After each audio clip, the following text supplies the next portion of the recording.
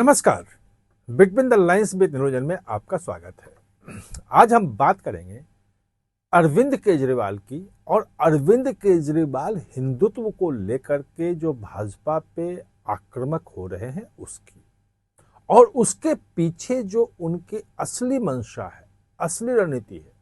वैसे तमाम विपक्षी दल हमलावर हैं। राम मंदिर में जो चंदे की चोरी हुई है उस पे सभी लोग आंदोलित हैं, सभी लोग भाजपा पे हमला कर रहे हैं, आरएसएस पे हमला कर रहे हैं, सब कर रहे हैं।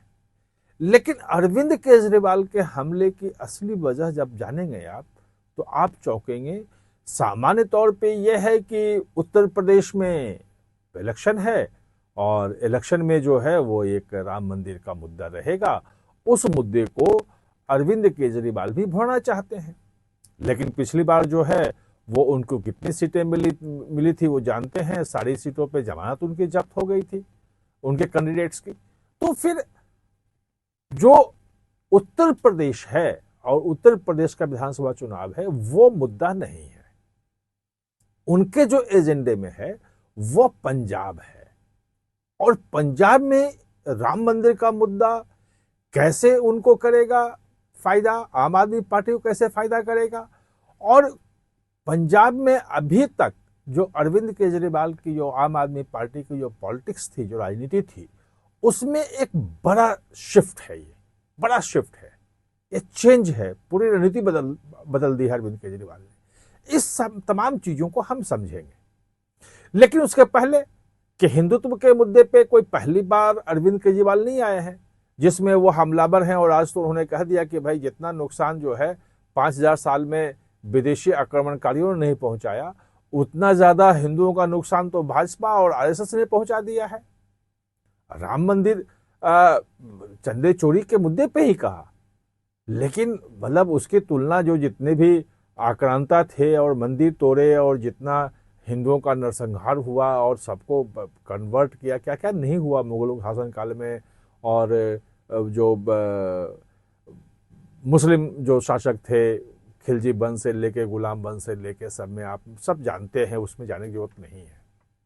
लेकिन ये जो पहले मुद्दा जो उठा रहे थे वो, उसके हम चर्चा कर रहे थे। तो आपने देखा था कि 2020 में, जब 2019 में मोदी के नेतृत्व में चुनाव हुआ और भाजपा को ज्यादा सीटें आ गई, हिंदुत्व और राष्ट्रवाद जो है वो मुद्दा उस वक्त चरम पे था। अब उस पे उनको लाइन चेंज करनी थी, तो उन्होंने हनुमान चालीसा पढ़ा था, आपको ध्यान होगा, ताकि हिंदू वोट जो है वो भाजपा की तरफ कॉन्संट्रेट ना हो पाए और ये लगे कि भाई हिंदू ये भी है।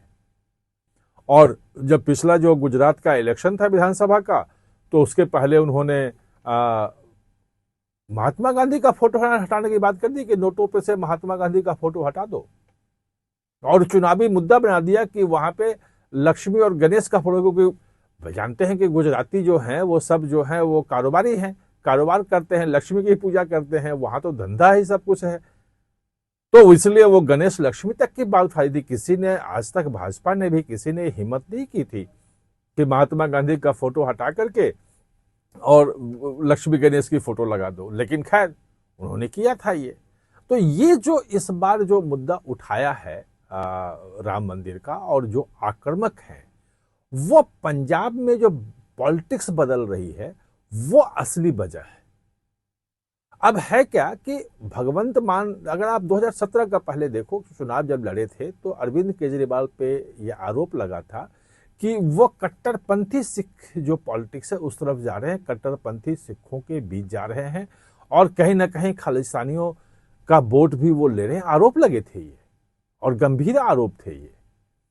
और जो पिछला चुनाव था पंजाब का, वो उसमें भी वो कभी उसके खिलाफ नहीं जा रहे थे, वो समेटने की वहां भी कोशिश करते, और बड़ी जीत मिली थी भाई, बड़ी जीत। 117 सदस्यों की विधानसभा है जिसमें 92 सीटें आम आदमी पार्टी ने अकेले जीत ली थी। लेकिन इस बार स्थिति बदल गई है, और बदली हुई परिस्थितियों में, बदली हुई स्थितियों में अरविंद केजरीवाल की पॉलिटिक्स बदल गई है।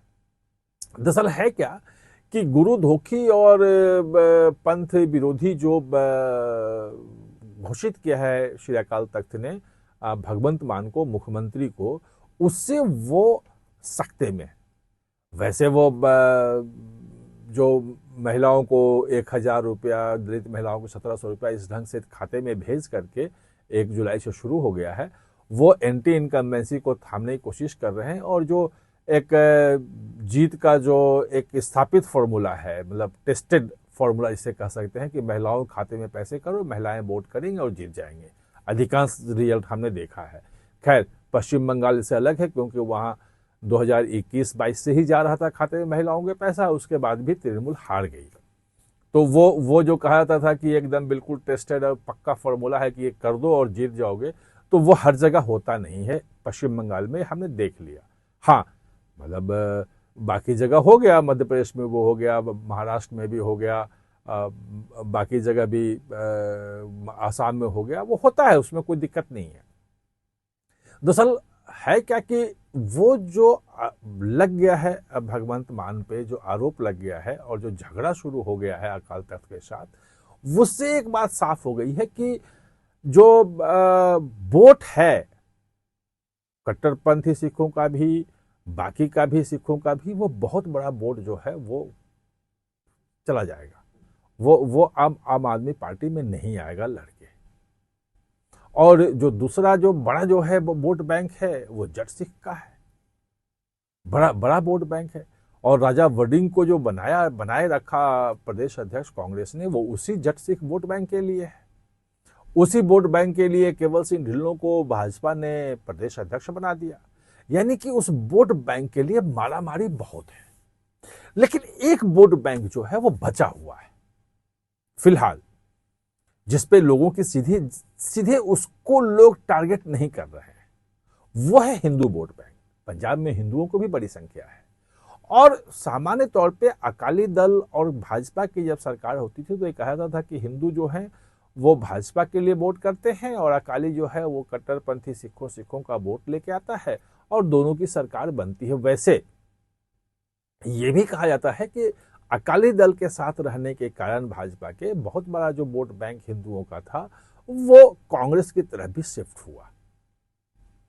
अब चूंकि हिंदुत्व का नारा चल रहा है, पंजाब पे खुद बहुत प्रधानमंत्री ध्यान दे रहे हैं, तो ये माना जाता इस बार अकेले लड़ेगी भी, अकाली दल के साथ नहीं लड़ेगी, तो कहीं वो हिंदू वोट बैंक जो है वो भाजपा की तरफ ना आ जाए, ये एक डर था।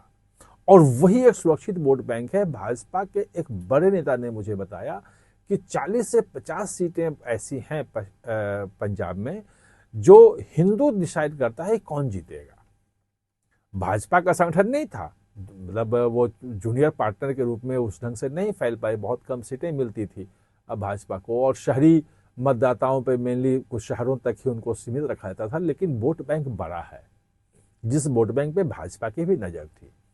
ये जो पूरा का पूरा जो हिंदुत्व वाला मुद्दा अरविंद केजरीवाल ने उठाया है वो उसी को देख के उठाया है। और वही नहीं है, पंजाब से जब मैंने पता किया तो वहां पे बाबाओं की जो है ना, धर्म गुरुओं की बड़ी बड़ी सभाएं हो रही हैं, प्रवचन का, जागरण का, ये सब सभाएं हो रही हैं हिंदुओं की, और वो आम आदमी पार्टी के लोग कर रहे हैं। धर्म गुरुओं को, प्रवचन करने वालों को सब बुला रहे हैं, वहां पे कार्यक्रम हो रहे हैं, ताकि हिंदू वोट अगर आम आदमी की तरफ कॉन्सोलिडेट हुआ, और वहां हुआ 40-50 सीटें बहुत महत्वपूर्ण होती हैं, तो जो घाटा जो होगा सिख सीटों पे अकाल तख्त से झगड़े के बाद, उसकी भरपाई कर सकेंगे। और वहां कितना 59 सीट चाहिए और 40-50 सीटें यहीं से आ रही हैं, तो ये सीटें वहां पंजाब कैसे जीतेंगे उसकी रणनीति का हिस्सा है।